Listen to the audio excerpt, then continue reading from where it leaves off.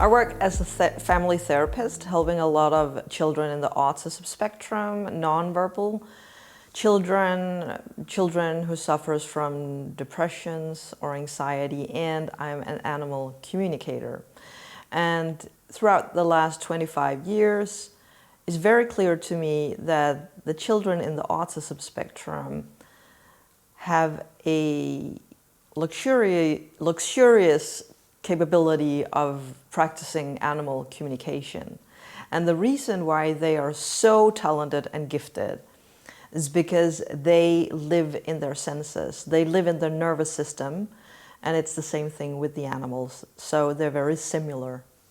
They're very coherent, and animals and these children are in the world on the same page. They do not manipulate. They never lie. They're just open-hearted. They have an alertness in the nervous system that is 5 times multiple you and I. So when they become afraid of things, they'll never ever do it again. And in that behavior, it can seem rigid whenever they're afraid, but it's because it kind of rings in the nervous systems over and over again. And it's easier for them to re-traumatize because you and I, as adults, are not neurodivergent. We can calm ourselves down. We can tell ourselves a different story. We can convince ourselves, well, this once was difficult, it's no longer dangerous to do this, and then we can go and do things in a more cognitive perspective, whereas the animals and the children can't. So why is it that all these children are more capable of doing this? Well, to me, in my experience as a mom to Philip, who's an autistic 14, soon to become 15-year-old, I always see his senses massively. And due to he was born blind, he has heightened senses. So we have the touch, the sight, the hearing, smell, taste. That's the 5 senses we know.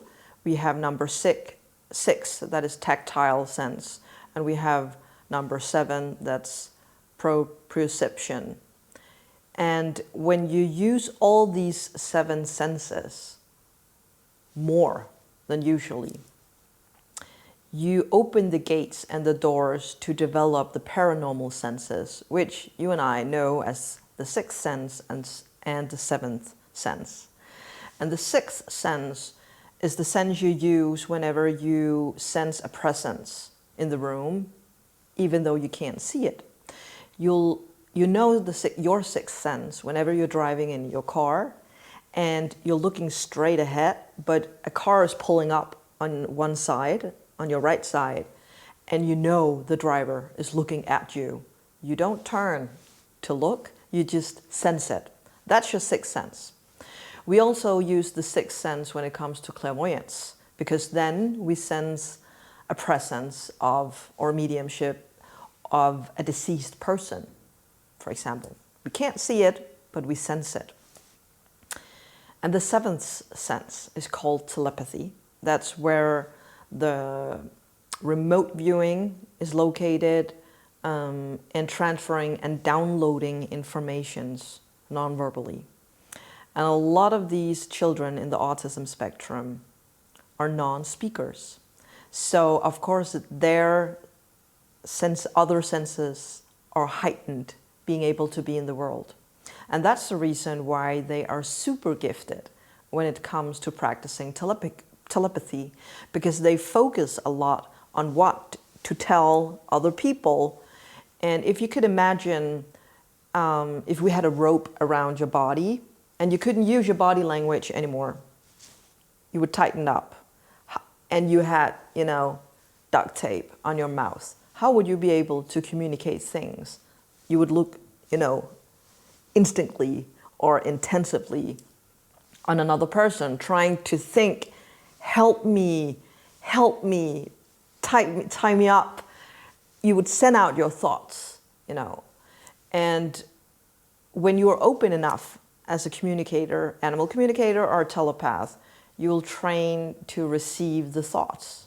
So you'll know, of course, this is just a fictional example, because I would know, I think you need my help if you were, you know, taped on the mouth and bound with ropes. But in all other situations in life, it would basically be the same. So when I look at Philip, it's not necessary for my son to be intense whenever he is trying to transfer informations to me, though he has the spoken language. But he's just sending it out all the time. And I also see how he picks up on my energy. So whenever I of course I use the tone of my voice, but if I tell Philip, I just did a video and he's Danish, but he understands English and he taught himself English on YouTube. And when I speak English to him, I also transfer the emotions so he understands every single word. Because for example, on that video I just made with him, I'm asking him, are you embarrassed? And I know he doesn't know the word embarrassed. And I asked him, was it fun? And he says, yes, to fun, because he understands that word. But when I said embarrassed, you can watch his physical body become shy, because I transfer the shyness of embarrassment to him. So when I tell him, because we never look each other in the eye, that is very typical for children in the autism spectrum too, because this is way too intensive for them to have eye contact. So when you look at Philip and I say, was it embarrassing? He's like shrugging his body, even though he doesn't understand the word, but he understands my emotion. And I'm asking him, was it fun? I use the tone of my voice and I'm sending to him, and then he starts to giggle and laugh in the seconds after. That's pretty interesting. Today I held a speech about you, how courageous you are, how clever you are. Is it nice? Yeah. Yes? It was so emotional, so I almost started to cry. Why are you laughing? It's not funny. Is it embarrassing? Is it funny? Yeah. What do you say when I say, I love you? I love you. I love you. You can also see in the video that when I tell my son, what do you think or what do you say when I say, I love you? And I do this with the tone of my voice, and I do this with my energy. Not I love you, but I love you. And then he's seeking me, you know, and he says, I love you back. So that's a clear proof to me that we're transferring emotions to one another all the time. And I think that the people that are normal functioning, who's normal functioning, but to you and I basically think we do the same, but we don't think about it. We don't think about what we do when we are telling a story, how we use the tone of our voice, or how we use our energy field when we get upset or angry or happy. We're never like this in our energy. We are sending out, I don't want to do this anymore, or I really want to do this. We are communicating in so many ways we are not picking up on, but these children are picking up on it, and the animals are picking it up as well.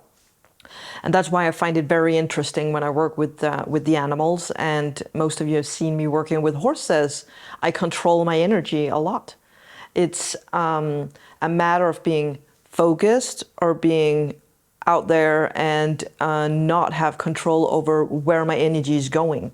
So another situation I can show you can be training with a dog. I did mental training with the dog mom, and it's outbursting towards other dogs in the meeting with other dogs. So it becomes aggressive, basically because it's insecure. And it's not with the mom. The dog's not focused on the mom. It's here and there and everywhere. So I told the mom to stay very focused and be very determined in her energy. And the energy is sent out from the solar plexus center, which is located under the breastbone. And then I did like a path to walk. So she needed to be focused on walking this path with the dog. And when I could see clearly that she managed that, I took her outside, meeting another dog again, and I asked people to help her to make that crossed line to follow. And she did that, and it's very, very clear that the dog is a different dog because it looks on the mom all the time because she's leading the way, she's focused.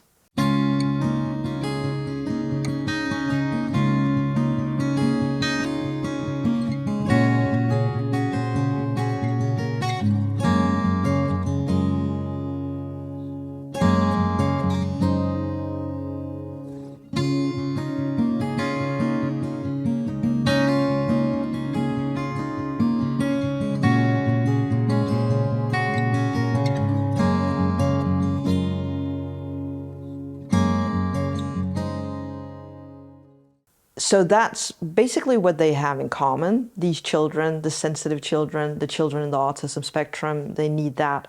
And they do not have the neurocortex in the brain that developed. So they do not manipulate and they do not calculate in a time zone or a time line. So it's not important to them what happened in the past, what's going to happen in the future. Whereas you and I constantly think about what to do tomorrow or where am I in 2 months from now. But the animals and the children in this autism spectrum can only be in the now. And it's so deliberated, it's so balanced, it's so emotional to watch a child with an animal. A lot of children in the spectrum have pets at home because they find a friend, a four-legged friend, and they find a mutual friend where they are totally aligned in their understanding because they are in the now. They need leadership from a parent or a grown-up to tell us, what do you want me to do now? So a lot of people have that misunderstood perspective on animals and children that, well, I think you can guess it, or I think you can figure it out yourself. But every single day until it turns into a pattern in the brain to the animals or to the children, they never expect, they never calculate, they never project, they never assume, well, I did this yesterday, so this is probably what you want me to do. And if they're not being told exactly what to do, they start to be creative. And then we have the grown-ups, the riders, the dog moms, the parents who are asking me for help, telling me, well, they're misbehaving. They don't do whatever I'm telling them to do. Why aren't they listening to me? Then back to the focus training. Are you clear in your signals as parent, dog mom to your child? And actually, I don't even think that this should only be necessary for animals or children in the spectrum when it comes to communication. I think the world would be a better place, and we have solved so many debates, conflicts, or behavioral issues if all people started to think about how clear we need to be in our communication, because misunderstandings occur because we don't communicate clearly enough what it is we want. I know that a lot of people out there are very skeptical when it comes to telepathy and nonverbal communication, and they're telling me you can't communicate with a non-speaker, a child in the spectrum. You can't communicate with a dog or a horse because they do not have a spoken language. And that's correct. They do not have the spoken language, the animals, but they have emotions. They're very highly emotionally intelligent. And you'll see videos on social media where you'll have a baby that do not have the spoken language yet and a big dog. And usually this dog is a playful one. It's massive, it's bigger in the physical body than the little baby, and you'll see it calm down. You'll see it be very gentle around this baby. And why is this possible? I sense that the animals and the children are tapping in on each other's nervous system. And the animals know when they meet another soul, 2 or 4-legged, I need to watch out, I need to be careful. And you don't need the language to sense that. If you and I entered a room and we saw a person who was upset, we might think, oh, this is awkward. There's a girl sitting there crying. I wonder, what is he crying about? Whereas a dog would go to her and try to comfort her immediately, even though the dog never met her before. The children would do the same. You'll see it in the kindergarten. Whenever a child is crying, other children come to them to give them comfort and a hug.